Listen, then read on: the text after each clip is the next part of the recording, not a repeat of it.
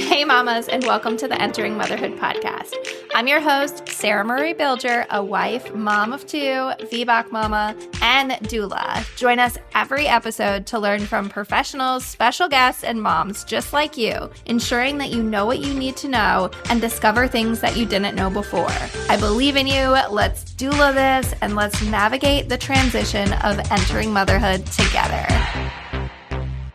Hey mamas, and welcome to this episode of Entering Motherhood. I am so excited to share this episode with Diane because she is a birth professional since 1978. So she has a lot of life experience, and she is the author of Life After Birth, a parent's holistic guide for thriving in the fourth trimester.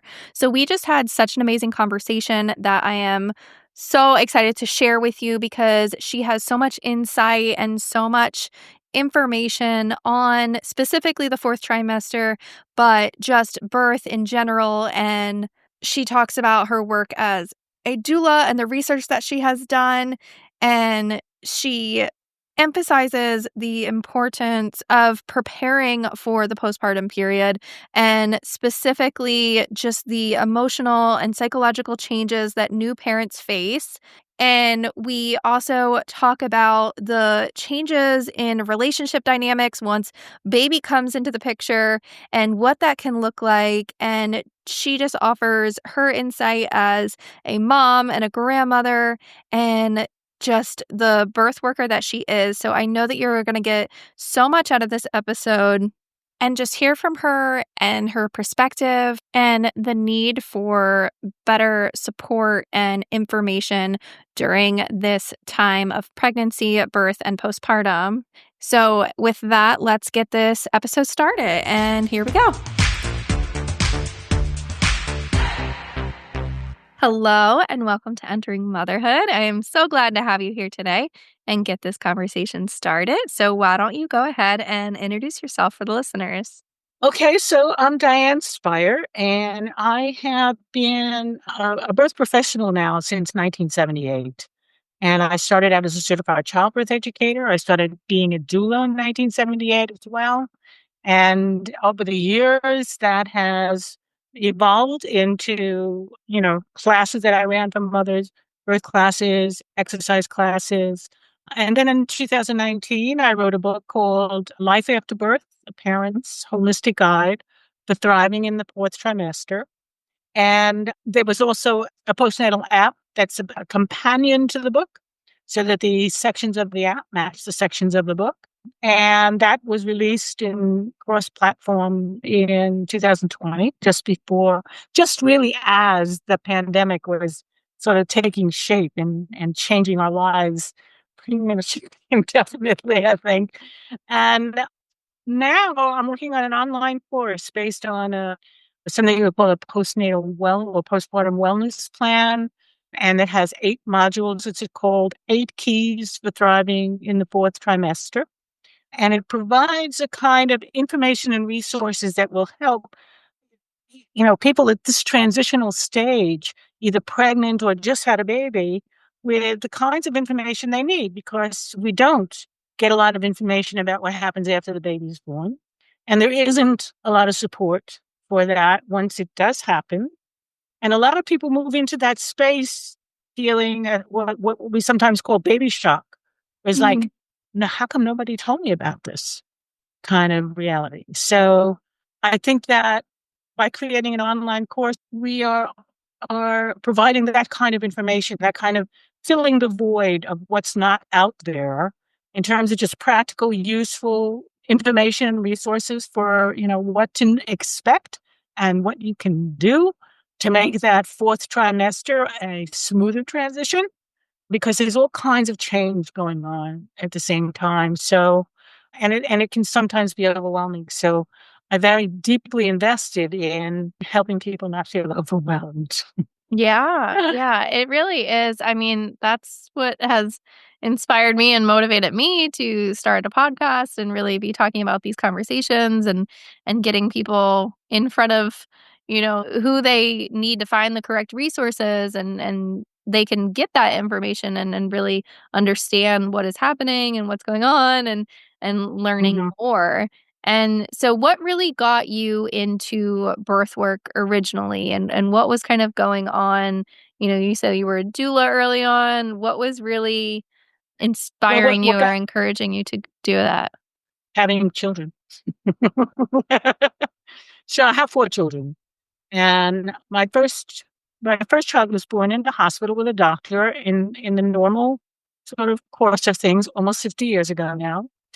And when it came time for my second pregnancy, I said I wanted to do it a different way, and I wanted to see what the other options were. And the best option for me at that point was the Maternity Center Association opened their childbearing center in 1975, and my son was born in 76. And I found that to be such a different experience because the maternity care was run by the midwives.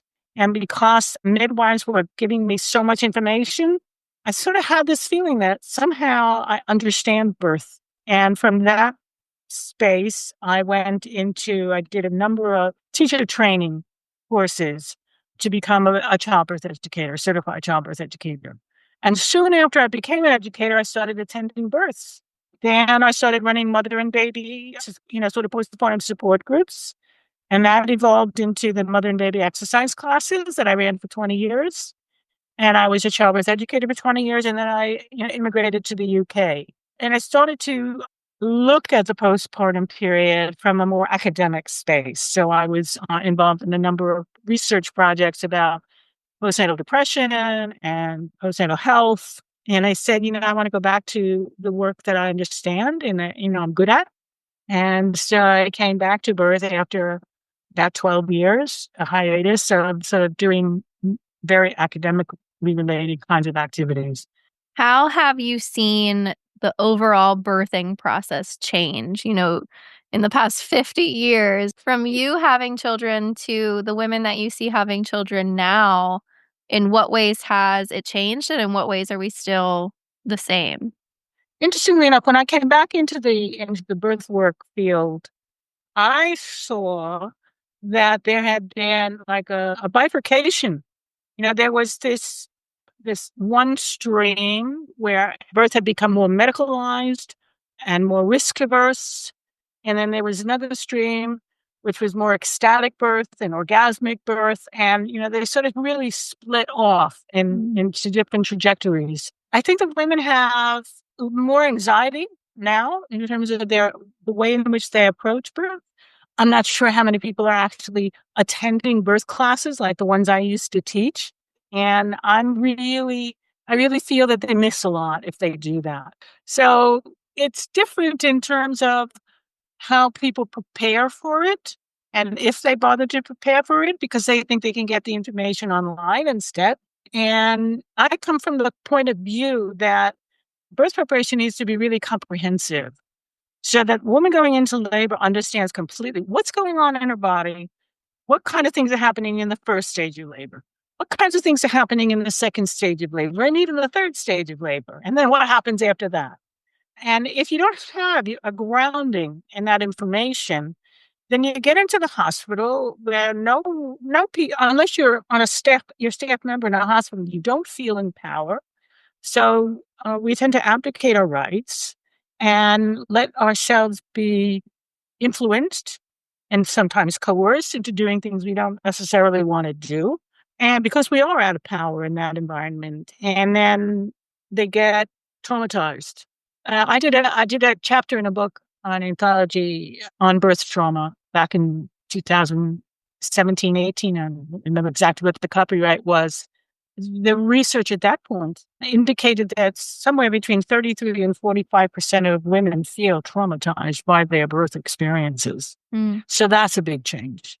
That was very rare. When I came to the UK in 1998, it was very rare for someone to really be traumatized by the experience. But it's not so rare anymore. They may not go the full, all the way to the, post-traumatic stress disorder, but they will feel emotionally, psychologically traumatized by the experience. And that, requires a certain amount of reworking to get them back to a healthy state of being within themselves. Why do you feel more people are becoming aware of this, or feeling traumatized from the events now more than before? the increase in medicalization. We were fighting when I became a birth educator in the 1970s. We were fighting all of these interventions, but it's become more and more part of the system, the obstetric model, anyway.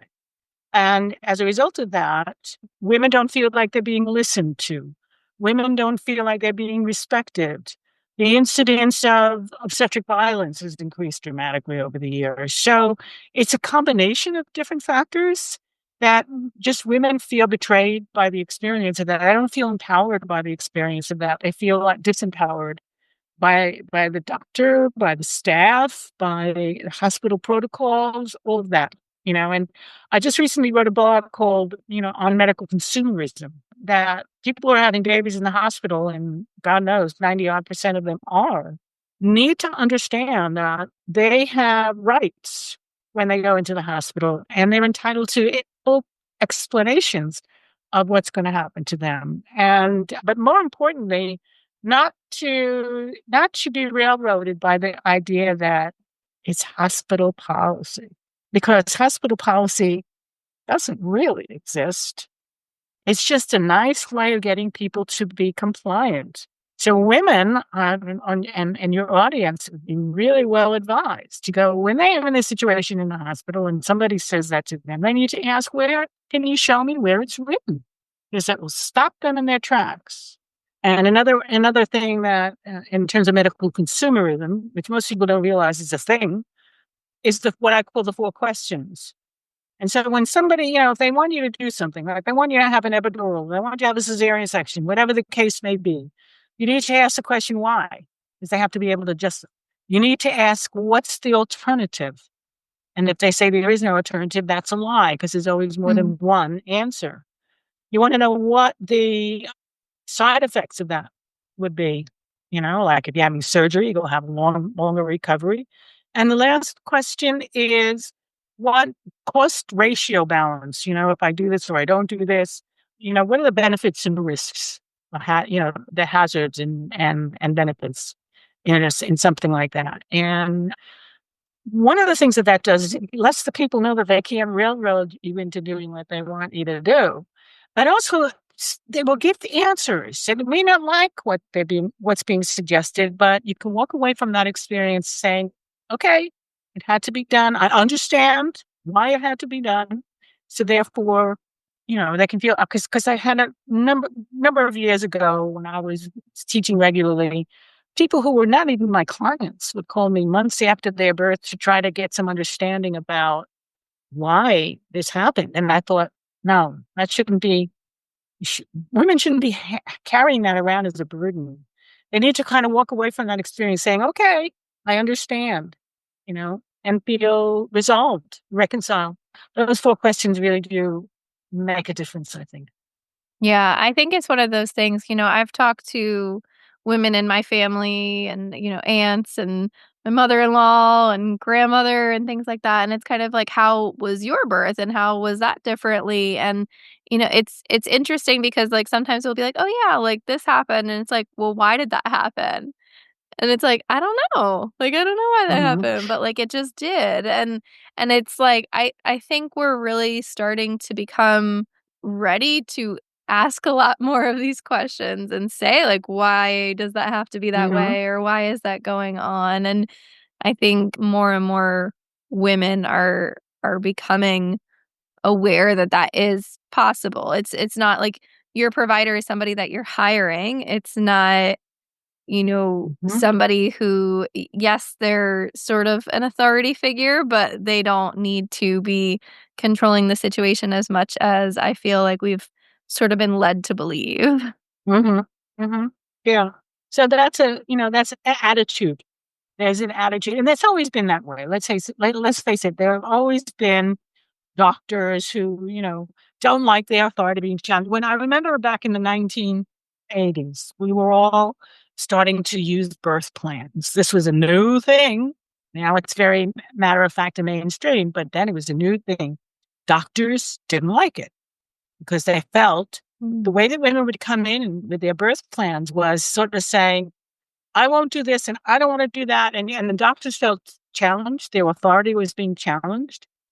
But then, so I started to sort of tell my clients, okay, you don't want to do that. Or you want to go in there saying, I feel strongly about it's important to me that, and fill in the rest of the sentence. And then no one's feeling attacked, but you're getting your preferences across. And it's also, I explained to the doctors that it was actually a really important communication tool. And their attitudes changed. Well, the ones that I worked with, attitudes changed about that. And they started looking for it and expecting it, because they saw that there was a value to that as long as they weren't feeling attacked. So, that's always been there, but it's almost as if in the 21st century, we've kind of lost track of that. To give you an example, vaginal birth after cesarean was at its peak in 1996, 2 years before I came to the UK. And then what happened was there was so much risk aversion about, what could be go wrong, that this policy went in the opposite direction, and people were unable to have vaginal births after cesareans because there were so many rules and there were so many stipulations, and it was hard to overcome those. So that's a change. It's like people who maybe want to have a vaginal birth after they've had a cesarean are climbing an uphill, it's an uphill battle for them, but do, and I would like to see that reverse back into a normal percentage of women who've had a cesarean have the opportunity to Mhm. labor. Yeah, yeah, I had a VBAC with my second, and I'm very, very passionate about that and helping people specifically with their VBAC journey, and I Mhm, will say, I wanna say it's like 80% of women that try for a VBAC will succeed.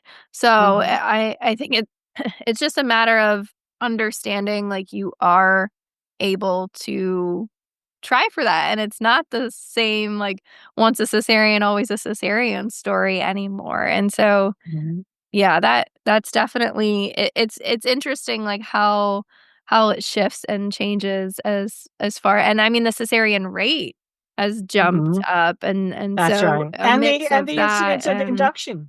mhm, So when I came back, the cesarean rate might have been 25 to 30% across, the pond, UK, US. And now it's more like 35% or higher. The induction rate was very low back in the end of the 90s. And now it's really increased dramatically. And failed inductions often lead to unnecessary cesareans. mhm. So that desire to kind of influence the actual labor experience creates a lot of unnecessary intervention and surgery, Yeah. unfortunately. So, when did the idea of the book come about, and what led you to focus more on after baby?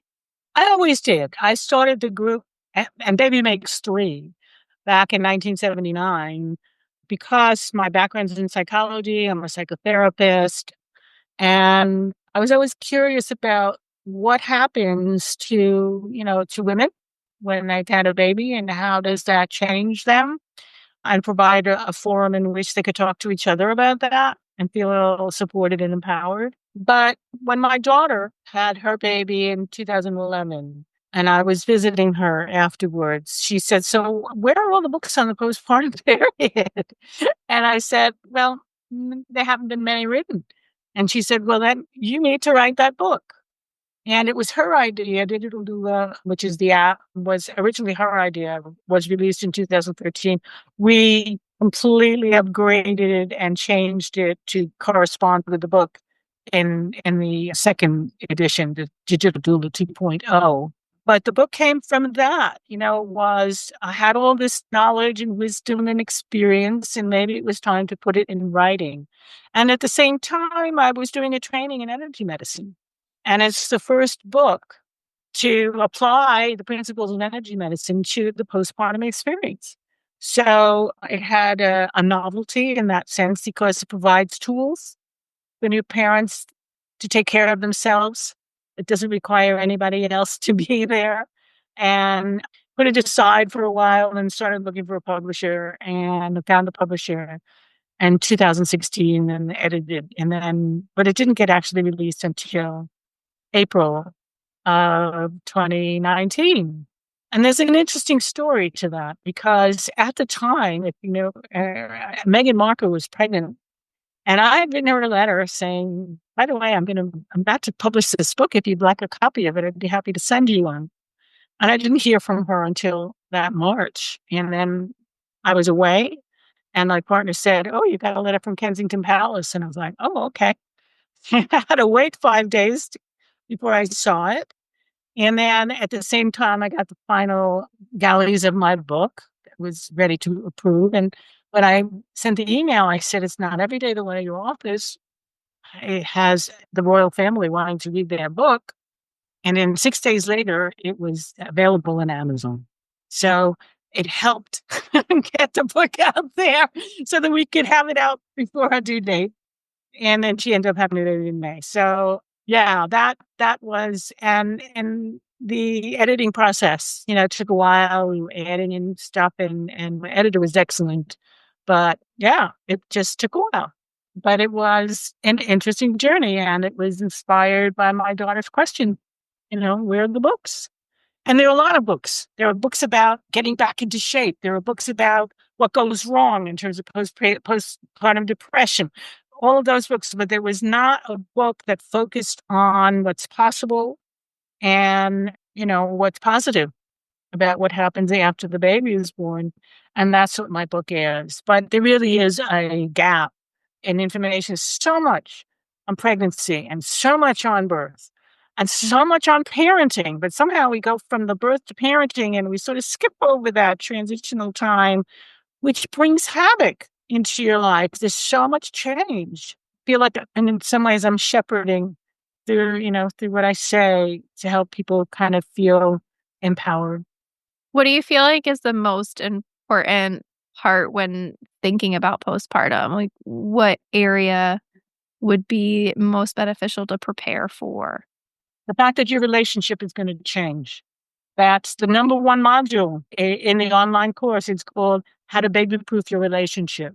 Mm. And people don't have an awareness of the level of relationship stress that happens after a baby enters into your ways of doing things is so different. And the things that become important change. And a sense of your identity changes. The way you interact with your partner changes. The 24/7 nature of, constant care, is really, it's stressful. It's normal stresses. These are normal challenges that everybody goes through. So how do we navigate that? So it is really important to understand that 92% of couples experience increased conflict in the first year after a baby is born. That's almost everybody. So what are you going to do to help that? So that first module was about informing couples of what could be there and how to stay connected to each other and work as a team rather than start blaming each other and fighting and arguing and all the rest of that. Just really saying, okay, we're doing this together.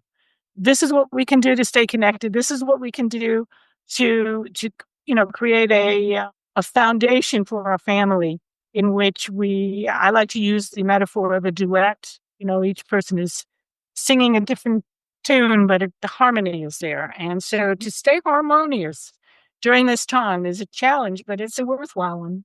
Yeah, I think there's so many different layers of things that you don't know what you're gonna come across until you're in it, and I mean, you can have all of the conversations with your partner beforehand, but it's one of those things, like, you don't know until, like, all of a sudden it's happening, and so I It's think, there. like yeah, I think at least, like, starting conversations beforehand and really kind of laying out a plan or what this is gonna look like. hmm One of the things one of the bonuses that we created for this module was called the division of labor. It's one of the lessons, but it's also a form. Okay. Mm. And the division of labor is a way in advance of helping couples to really have an idea about how things can change because there, most couples have pretty much an egalitarian kind of relationship before babies come in terms of who does what. But there are a list of tasks that need to be done in the household. And so the form presents those tasks. Who does them now? Who's going to do those after the baby is born? Because that will change. Mm-hmm. And then who will do the infant care tasks? And by spending time filling this chart out, which we create in a very beautiful, lovely way, they have a chance to say, oh, right. Because what often happens in the relationship is that she's home with the baby now. Partner is going off to work. Therefore, all of those excess domestic chores that used to be shared fall on her shoulders. And she feels Mm-hmm. resentment because, I've kind of regressed into this gender stereotype that, I'm the homemaker and I'm doing all the domestic work. Whereas if you set it up ahead of time, it crystallizes for people how you can avoid unnecessary conflict. So that's one of our bonuses. Yeah, it's And how definitely to something baby that, proof your relationship. yeah. Yeah, it's definitely something that's very useful and very practical because I think a lot of the Yeah. times like we don't think about those things or even, maybe temporarily like what are the I remember taking a birth class before our daughter was born and it was kind of like what are the household tasks that you're currently doing that you probably won't be able to do in the first few weeks? Like do you have to water the plants? Is there any, Mm-hmm. special Mm-hmm. practices that you do or any like, what bills are you paying? Right. Right. Just kind of like thinking it through in that sense, like what are you currently doing that maybe you have to offload to your partner temporarily or Right. find additional help to Mm-hmm. meet those needs. Mm-hmm. And also to sort of balance out who's doing what so that one person doesn't feel resentful that it's all falling on one person's shoulders and the other person's sort of getting away with Mhm. it. So that's important, I think, for couples to pay attention to. And so they can work together. Again, it's about being a team as parents because, the fourth trimester is that 3 months after the baby is born. And at the end of that 3 month period, they're kind of ready to sort of move out into the world, to join groups and classes and all kinds of things beyond the home. Mhm. But if they give themselves this time, during that fourth trimester to really fortify the relationship, to use energy medicine techniques, to get the kind of support that they need, to apply self-care strategies. These are all the different modules that are part of the 8 keys for thriving in the fourth trimester. Then, they can get to the other side of the fourth trimester feeling stronger and more confident and more empowered. Looking back on your own motherhood experience and all of the families that you have been helping or a part of and even, your own children's children now, what would be maybe like a final piece of advice or words of wisdom that you would really want to instill in new moms right now? Don't rush back. There's this idea that we want to go back to normal. Normal changed. That's why one of the modules is called New Normal.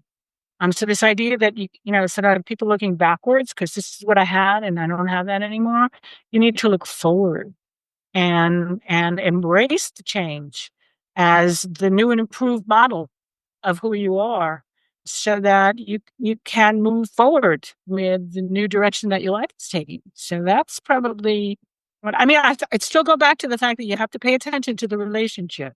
But I also feel that, from my own experience and from the experience of other people, especially in the United States where people end up going, mothers have to go back to work way too soon. Mhm. You need to take that time initially to nurture yourself and to enjoy that moment because there'll be more changes taking place when, especially with mothers who have to go back to work earlier than they want to. Yeah, no, I think that's great.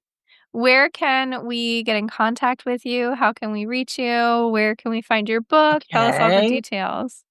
All right. So it's my website is www.dianespeier.com. Let me spell it because people misspell my last name a lot. So it's DIANE Speier.com.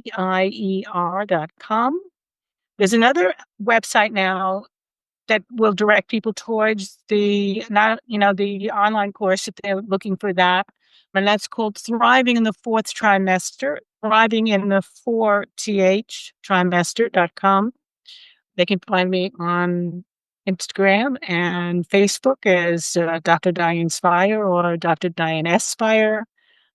Yeah, but the book is available in Amazon and well, a lot of places and a lot of local bookstores now, but the publisher is Pray Claris Press, and Digital Doula 2.0 is available on the App Store and Google Play. So, these are such, I think really helpful. Digital doula is like a virtual doula available any time of day and night.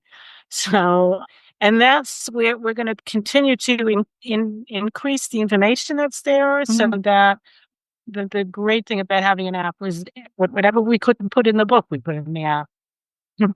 That's awesome. Yeah, and like you said, like that could be something that you just keep adding to. So That's right. That's right. A book is sort of, I think it'll be ready. I'll be taking it to look for a new edition in the next couple of years because there's more to add. And I also finished my training as an energy medicine practitioner. So, and in that sense, there's more to add. So I think energy medicine is a way of people understanding that the body heals itself and what can I do to facilitate that. So I'm glad to be adding that into the mix. To yeah, new that's amazing. parents. Yeah, yeah. There's so much there. But thank you so much for, sharing your own personal experience Right, and all the right. work that you've been doing and now with your book. So, Mm-hmm. Yeah. Okay. So I'm glad to have come and I'm glad to share because it feels like your audience is exactly the same audience that I'm working for, writing books and creating apps and online courses to help your audience to yeah. have a better experience, Yeah. to have a Yeah. powerful experience as well. Mhm. So thank you for inviting me to come in and do this podcast with you, Sarah. Yeah. Thank you, mamas, so much for listening. Remember, you are a rock star. I believe in you. Let's doula this. Let's crank it up a notch and let's kick it into high gear together. Hit that subscribe button, share this episode with a friend, message me, email me, call me, beat me. You know how to reach me. We're doing this, mamas. I am so excited to catch you here next week. This is your one-stop go-to place for helping you find the resources you need to make the best choices for you and your family during pregnancy, birth, and most importantly, postpartum. See you later, mamas.